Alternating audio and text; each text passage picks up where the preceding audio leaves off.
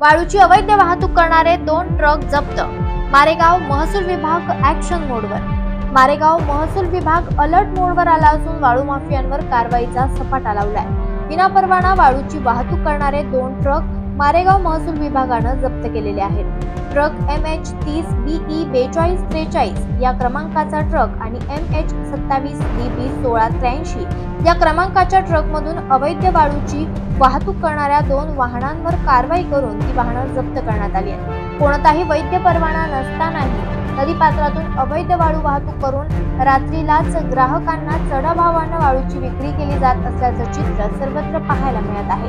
कृत्रिम वाळू टंचाई भासून ग्राहकांना अव्वाच्या सव्वा दरात वाळू खरेदी करण्यास भाग पाडलं जात आहे। महसूल प्रशासनानं कठोर भूमिका घेत अवैध वाळू वाहतुकीवर कारवाईचा सपाटा लावलाय। 2 वाळूचे ट्रक जप्त करण्यात आलेले आहेत। या कारवायांमुळे वाळू माफियांचे धाबे दणाणले।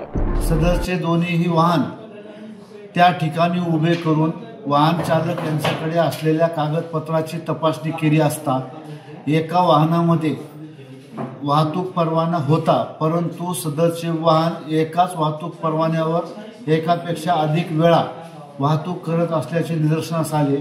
त्यामुळे सदरचे वाहन जप्त करण्यात आलेले आहे। तसेच दुसऱ्या वाहन चालकाजवळ कोणत्याही प्रकारचा वाहतूक परवाना नव्हता, त्यामुळे ते पण वाहन जप्त करण्यात आले।